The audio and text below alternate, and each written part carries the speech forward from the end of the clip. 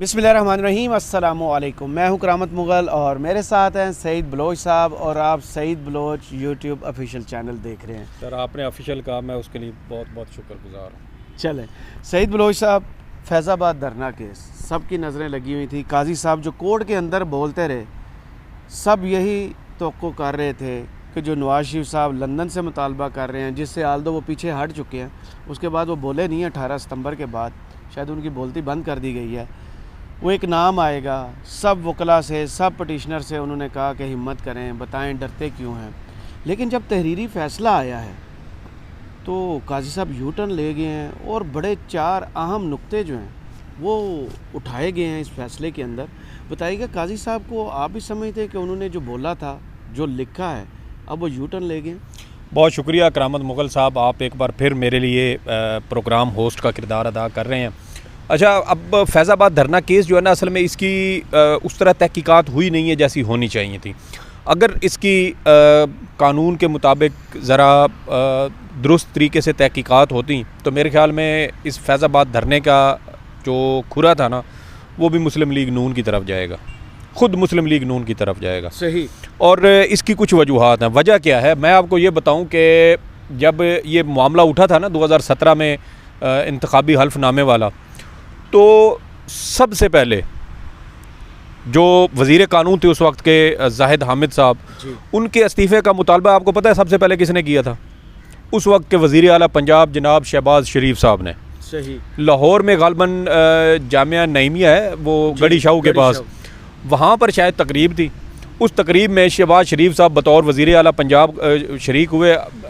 हो सकता है कि जगह कोई और हो, लेकिन वहाँ पे एक लाहौर में ही एक तकरीब थी और उस तकरीब में शहबाज शरीफ साहब गए और वहाँ पर इन्होंने कहा कि वज़ीर कानून को इस्तीफ़ा देना चाहिए। फिर दूसरी बात ये कि TLP का काफ़िला चल रहा है लाहौर से। लाहौर में हुकूमत थी पंजाब के अंदर मुस्लिम लीग नून की, रावलपिंडी तक उन्हीं की हुकूमत। जी, रावलपिंडी तक। और फिर दाखिला उनके अपने सर, वज़ीर दाखिला उनके एहसन इकबाल साहब थे।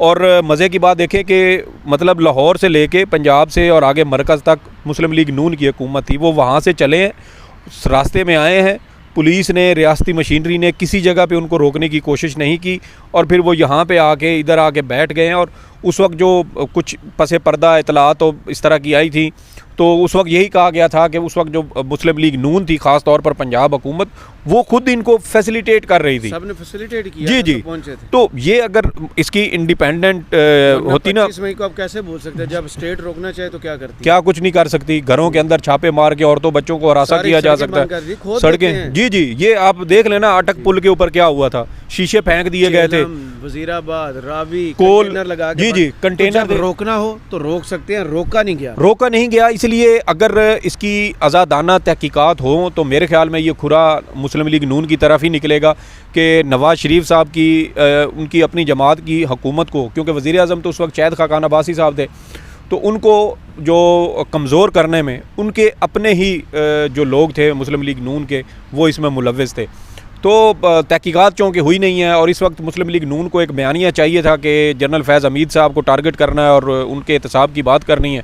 तो इसी सिलसिले में आपको याद है कि वकीलों का वफद चीफ जस्टिस से मिला और उसमें उन्होंने कहा जी कि फैज़ाबाद धरना केस के ऊपर अमल दरामद करवाएं। और अगले ही दिन सुप्रीम कोर्ट के चीफ जस्टिस जनाब काजी फ़ायज़ ईसा साहब ने फैज़ाबाद धरना केस नज़र-ए-सानी केस समाअत के लिए मुकर्रर कर दिया। अच्छा, वकील के लेट पहुँचने पर। जी जी, और ये देखें कि अब वो चीज़ उसकी समाअत के लिए मुकर्रर हो गया। अब अदालत के अंदर चीफ जस्टिस साहब ने अमूमन ये होता है कि नज़र-ए-सानी में जो अदालती रिवायात हैं, जो एक सिलसिला चला आ रहा है कि नज़र-ए-सानी का स्कोप बहुत महदूद होता है। सुप्रीम कोर्ट ऑफ पाकिस्तान और दीगर जो आइनी अदालतें हैं वो ये कहती हैं कि नज़र-ए-सानी में आप सिर्फ अदालती फ़ैसलों में किसी किस्म के कोई कानूनी सुकम, गलती या खामी की निशानदेही कर सकते हैं। सही। इसके अलावा स्कोप नहीं होता।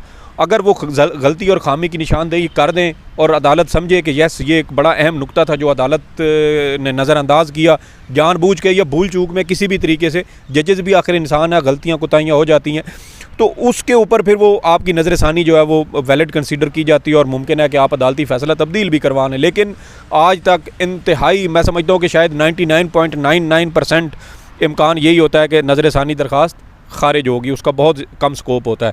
तो नज़र-ए-सानी में अमूमन ये भी होता है कि आप कोई एक्स्ट्रा किस्म के जो दस्तावेज़ात हैं, ये शवाहिद हैं, ये वो रिकॉर्ड के ऊपर आप नहीं लेके आ सकते। तो चीफ़ जस्टिस साहब ने जब ये समाअत हुई थी 28 अक्टूबर को, तो उसमें चीफ़ जस्टिस साहब ने अटार्नी जनरल को कहा था कि आप जो फैज़ाबाद धरना था उसका जो मुआहदा हुआ था उस मुआहदे को भी रिकॉर्ड का हिस्सा बनाएं। अब अदालत के अंदर तो चीफ़ जस्टिस साहब ने ये हिदायत कर दी।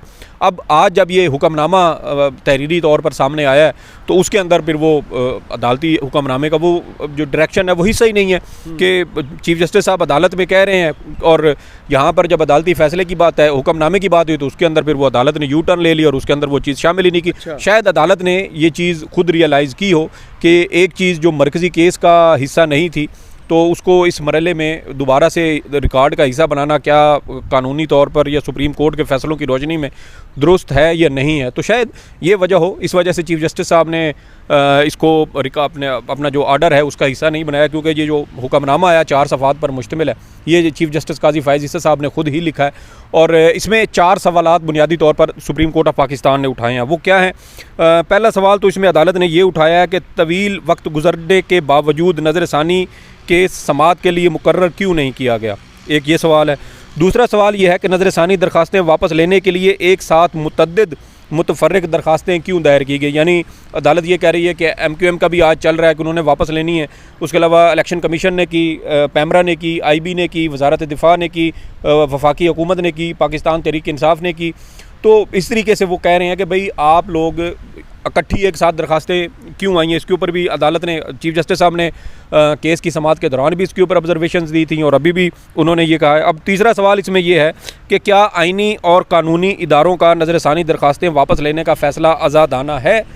ये केस की समाअत के दौरान भी चीफ़ जस्टिस साहब ने इलेक्शन कमीशन के वकील से और पैमरा के वकील से पूछा था कि जब पैमरा ने नज़रसानी दायर की थी 2019 में, क्या उस वक्त बोर्ड ऑफ गवर्नर्स जो इनके होते हैं क्या उससे मंजूरी ली गई थी, और अब अगर ये नज़रसानी दरखास्तें वापस लेने के लिए मुतफर्रिक दरखास्त आई है तो क्या अब दोबारा से वो मंजूरी ली गई है या हुक्म पहले भी कहीं से आया था और अब दोबारा से कहीं से हुक्म आया है और आपने बगैर उसको सोचे समझे, बगैर बोर्ड ऑफ गवर्नर से या बोर्ड ऑफ डायरेक्टर से उसकी मंजूरी ली, आप उसकी जो दरख्वास्त वापस लेने के लिए सुप्रीम कोर्ट आ गया। इलेक्शन कमीशन से भी यही कहा कि भाई आप बताएं किसने हुक्म दिया था।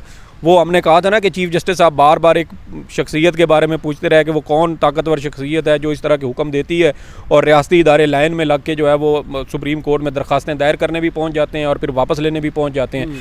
तो एक तो उन्होंने ये मामला भी दोबारा अपने उस अदालती जो हुक्मनामा है उसका हिस्सा बनाया। और चौथा सवाल अदालत ने ये उठाया कि क्या फैज़ाबाद धरना केस पर अमल दरामद हो गया है। अब इसके इस हवाले से कुछ डिफरेंट चीज़ें हैं। वो डिफरेंट चीज़ें क्या हैं? मिसाल के तौर पे इलेक्शन कमीशन के वकील से सुप्रीम कोर्ट ने सवाल किया तो उन्होंने कहा जी बिल्कुल हमने इलेक्शन एक्ट 2017 के तहत ऐसे रूल्स और रेगुलेशंस बना लिए हैं कि अब हम तमाम सियासी जमातों को ये कहते हैं कि वो अपने जो माली गोशवारे हैं वो सालाना बुनियाद पर इलेक्शन कमीशन ऑफ पाकिस्तान में जमा करवाएं, और सियासी जमातें वो जमा करवा रही हैं, जिसकी वजह से जो एक मैकेनिज़्म होता है रेगुलेशन वाला वो इस वक्त तकरीबन इन प्लेस है और तमाम सियासी जमातें उस प्रैक्टिस को फॉलो कर रही हैं।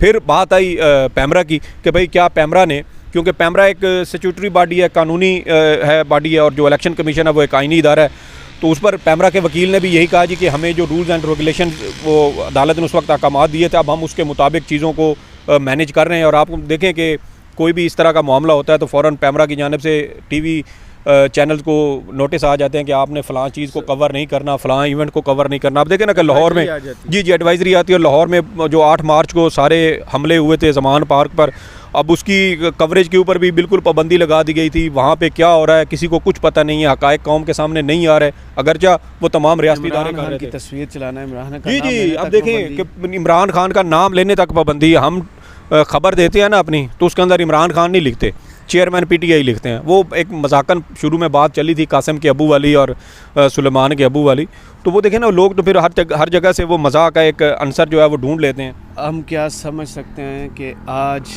फैज़ाबाद धरना केस का जो पहले फैसला आया था उस पर आज के तहरीरी फैसले ने मिट्टी डाल दी?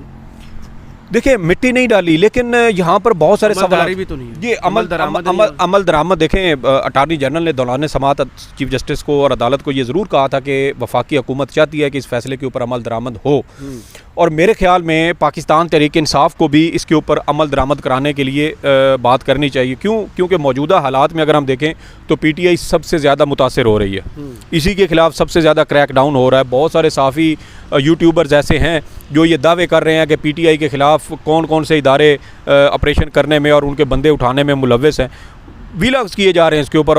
अभी तक उनके खिलाफ़ किसी किस्म का कोई वो जो है ना नोटिस भी नहीं लिया जा रहा। हम अगर इस तरह की कोई बात करें तो पता नहीं यहाँ पे शायद खड़े भी ना होते।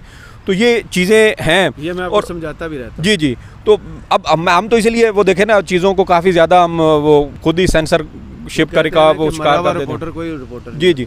तो अब सुप्रीम कोर्ट देखें ना, सुप्रीम कोर्ट ये चाहती है कि इस फैसले के ऊपर अमल दरामद हो, लेकिन सुप्रीम कोर्ट को भी यहाँ पे कुछ इश्यूज़ का मसाइल का सामना है। मिसाल के तौर पे अगर इस फैसले के ऊपर मुकम्मल तौर पे अमल दरामद होता है तो वफाकी हुकूमत उसमें भी दरमियान में रोड़े अटका रही है। वफाकी हुकूमत क्या कहती है? वफाकी हुकूमत का ये कहना है, जो आज इस फैसले में हुक्मनामे में भी चीफ जस्टिस अदालत के ऑब्जर्वेशन है कि अटारनी जनरल ने कहा कि जो फैज़ाबाद धरना था वो इवेंट एक महदूद वक्त के लिए था और उसके स्कोप को वसी नहीं किया जाना चाहिए। तो देखें ना, अब इसी TLP ने 2021 में, आपको याद है, लाहौर में इन्होंने धरना दिया था, पुलिस वालों पे हमला किया, 18-20 के करीब कहा जाता है कि पुलिस वाले शहीद हुए और इसके अलावा बहुत सारी अमलाक भी जलाई गई। फिर वहाँ पर एक और खुफिया मुआहदा हुआ जिसको उस वक्त की पीटीआई हुकूमत मंजर आम पर लाना चाहती थी, लेकिन उसको लाने नहीं दिया गया। पेट्रोल वाला मुआहदा हुआ यार, कीमत कम नहीं करेंगे। जी जी, वो वाला मुआहदा देख लें, वो फ्रांस वाले जो सफ़ीर वाला मामला था वो देख लें। तो बहुत सारे इवेंट्स हैं जिसमें सिर्फ TLP ही मुलव्वस पाई जाती है और अभी तक देखें कि इसके खिलाफ कोई कार्रवाई या कोई अमल उसके ऊपर नहीं किया गया। तो मेरे ख्याल में अगर ये स्कोप इसका थोड़ा सा वसी करती है अदालत तो यकीनन ये मौजूदा जो हालात हैं ये भी इसकी जद में आएंगे और इसके ऊपर भी उंगलियां उठेंगी और फिर इस हवाले से मज़ीद नई चीज़ें और नए जो हक़ाइक़ और शवाहिद हैं वो मंजर आम पर आएंगे। तो उससे फिर अल्टीमेटली फ़ायदा पाकिस्तान तहरीक इंसाफ को हो सकता है। तो शायद इसीलिए हुकूमत ये कोशिश कर रही है कि फैज़ाबाद धरना केस को वहीं तक महदूद किया जाए, धरने तक ही, और उसके बाद इसको मज़ीद ना फैलाया जाए। और सबसे बड़ी बात ये कि अब पाकिस्तान मुस्लिम लीग नून भी जनरल फैज़ हमीद साहब के जो एहतसाब है या उनके ख़िलाफ़ कानूनी कार्रवाई से वो पीछे हट चुकी है। तो जब जी सो गई है, क्योंकि अहकामात आए हैं, थोड़ी सी समझे कि क्लास हुई है। जी, उन्होंने कहा है कि औकात में रहें और बिल्कुल सारे अलग की तरह सीधे हो गए हैं। तो मेरे ख्याल में फिर उसके बाद सुप्रीम कोर्ट के पास भी वो कोई चीज़ नहीं बचती कि वो अपने तौर पर अकेले ही क्या कहते हैं उसको, शोल्डर नहीं मिला। जी कि वो एक क्या कहते हैं ना कि वो मियाँ बीवी शायद वो गाड़ी के 2 पहिए होते हैं, तो सुप्रीम कोर्ट तो फिर एक पहिए के बगैर कैसे वो चल सकती है? वन व्हीलिंग ही होती है और वन व्हीलिंग जो है वो नहीं, मैं वैसे बात कर रहा हूँ कि वो वन व्हीलिंग सुप्रीम कोर्ट नहीं कर सकती। तो वन व्हीलिंग बड़ी ख़तरनाक होती है, अमूमन एक्सीडेंट हो जाते हैं, कानूनी तौर पर भी वो चीज़ ठीक नहीं होती। मैं आपको समझाऊंगा, आपके व्यूअर्स नाराज़ हो जाएंगे। चलो ठीक है जी, बहुत शुक्रिया सईद बलोच साहब, आपकी ज़िंदगी और आप हमें बहुत अजीज़ हैं। Thank you. ठीक है, बहुत शुक्रिया आपके तजिए का। कमेंट्स बॉक्स में ज़रूर बताइएगा ये वीडियो आपको कैसी लगी। इजाज़त दीजिए, अल्लाह हाफिज़।